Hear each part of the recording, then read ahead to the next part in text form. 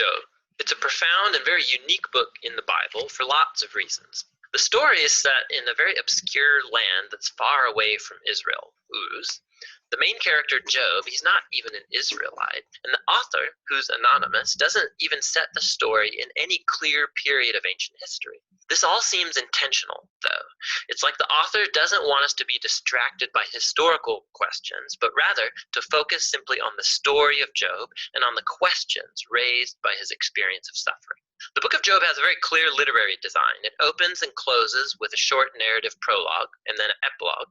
And then the central body of the book is dense Hebrew poetry, representing conversations between Job and four dialogue partners called the Friends. These conversations are then concluded by a series of poetic speeches given by God to Job. Let's dive in and we'll just see how it works together. The prologue introduces us to Job, and we're told that he's a blameless, upright man who honors God. He's a super good guy. And then all of a sudden, we're transported into the heavenly realms, and God is holding court with his staff team. It's a very common image in the Old Testament describing how God runs the world. And among the heavenly beings is a figure called the Satan, which in Hebrew means the accuser or the prosecutor. And it's like we're watching a court scene.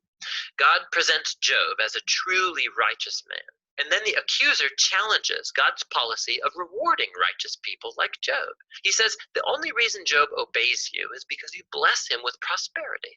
Let Job suffer. Then we'll see how righteous he actually is. And then God agrees to let the accuser inflict suffering on Job. Now, it's at this point in the story that most of us go, what? Why did God do that? And then we assume that this book is going to answer that question, why God allows good people to suffer. But as you read on, the book doesn't answer that question. Nothing in the book ever answers that question. The prologue is setting up the real questions this book is trying to get at. Questions about God's justice and whether God operates the universe according to the strict principle of justice. And the response to those questions comes as you read through to the end of the book, not at the beginning. The ultimate reason for Job's suffering is simply never revealed. So the prologue concludes with a suffering and bewildered Job, who's rebuked by his wife, and he's approached by three friends who are going to try and provide wisdom and counsel. Their names are Eliphaz, the Temanite, Bildad, the Shuhite, and Zophar, the Naamathite. They're all non-Israelites like Job, and they represent the best of ancient Near Eastern thinking about God and suffering and the human condition, and this moves us into the main part of the book. First, Job speaks. This is how this section of the book works. First, Job is going to speak, and then they'll follow a response from a friend. Then Job will respond to that friend. Then another friend will respond to Job's response, and so on back and forth for 3 cycles. And this whole debate is focused on 3 questions. Is God truly just in character? And does God run the universe on the strict principle of justice? And if so, then how is Job's suffering to be explained? As we're going to see, Job and the friends, they're working from a huge assumption about what God's justice ought to look like in the world. Namely, that every single thing that happens in the universe should operate according to the strict principle of justice. So if you're a wise, good person and you honor God, good things will happen to you. God will reward you. But if you're evil and stupid and do sinful things, bad things will happen to you. God will punish you. Now, Job's constant argument throughout his speeches is this.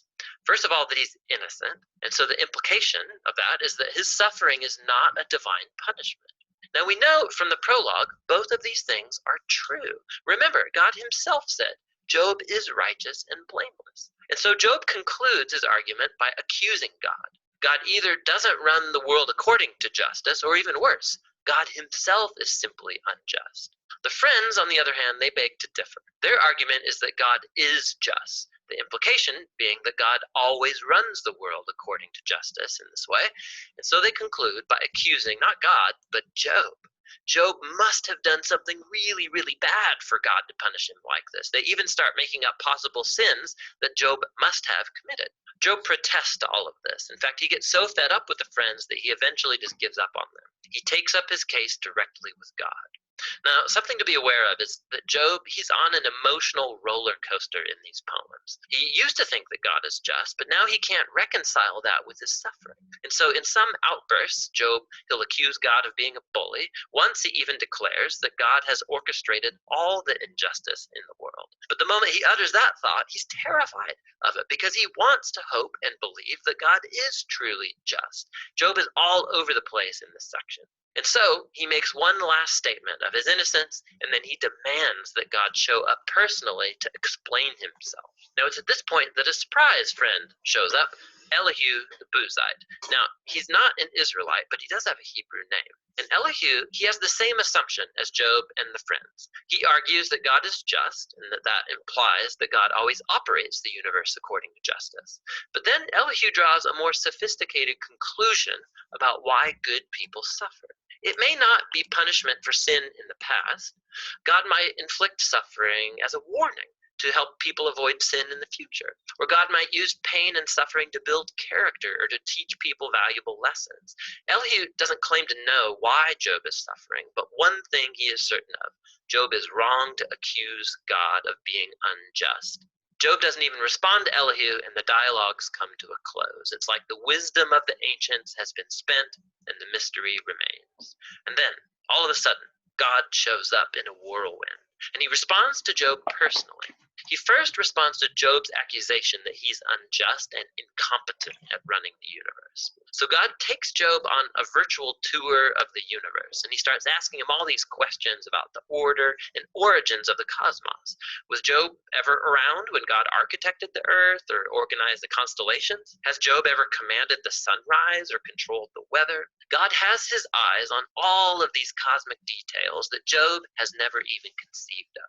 Then God starts going into detail describing the grazing habits of mountain goats and how deer give birth, or the feeding patterns of lions and wild donkeys. What's the point of all this? Remember the assumption of Job and his friends about what it looks like for God to run the world according to justice. Underneath that assumption is a deeper one: that Job and his friends have a wide enough perspective on life to make such a claim about how God ought to run the world. And God's response with this virtual tour, it deconstructs all of these assumptions. It first of all shows that the universe is a vast, complex place, and that God has his eyes on all of it, every detail. Job, on the other hand, has only the small horizon of his life experience to draw from. His view of the world is very limited. And so what looks like divine injustice, from Job's point of view, needs to be seen in an infinitely larger context. Job is simply not in a position to make such a huge accusation about God. After the virtual tour, God asks Job if he would like to micromanage the world for a day, according to the strict principle of justice that Job and his friends assume, punishing every evil deed of every person at every moment with precise retribution. The fact is that carrying out justice in a world like ours is extremely complex. It's never black and white, like Job and the friends seem to think. Which leads to God's last point.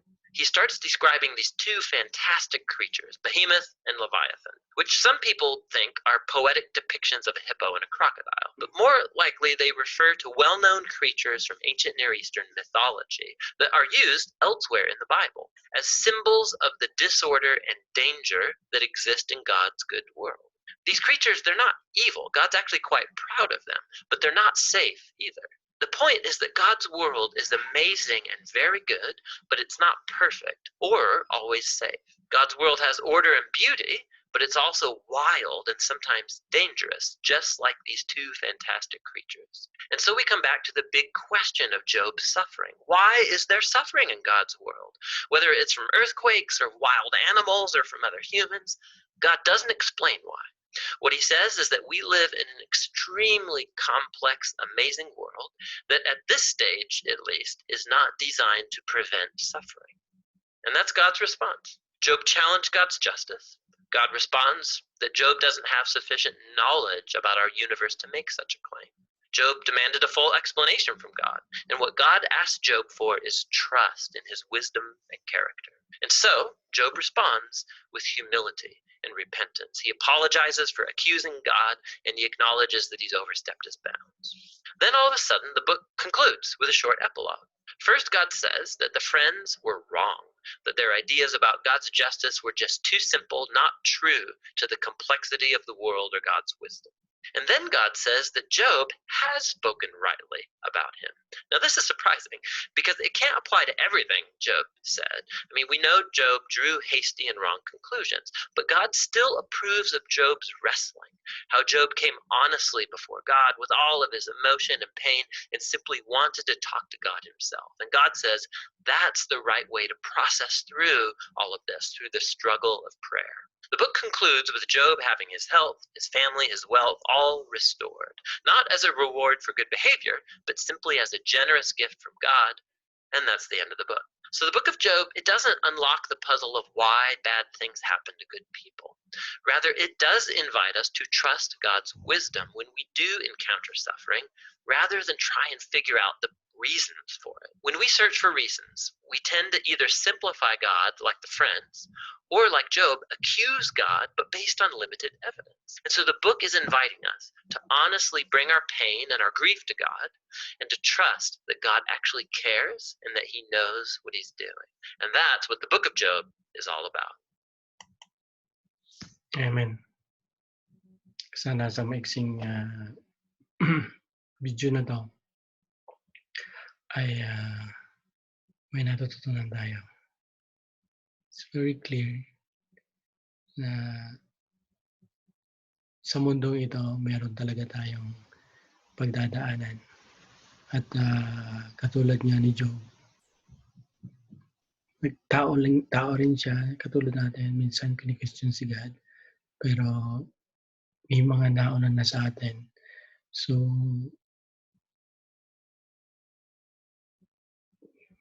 siguro, wag na nating questionin si God dahil yung mga nauna na sa atin, so matuto na tayo sa kanila na ang Diyos ay tapat at ang Diyos ay pag-ibig. Kung ano man ang pinagdadaanan natin ngayon, magandang malaman natin ano ba ang tinuturo sa atin ng Panginoon, and magandang hilingin natin sa Panginoon yung kalakasan at katalinuhan na nanggagaling sa Kanya. Nahaharapin natin ito ngayon. Itong pandemic ito, haharapin natin na may pananampalataya. Nawa kayo po ay nag-enjoy at hindi lang nag-enjoy, may natutunan sa maiksing clip na ito. God bless you all.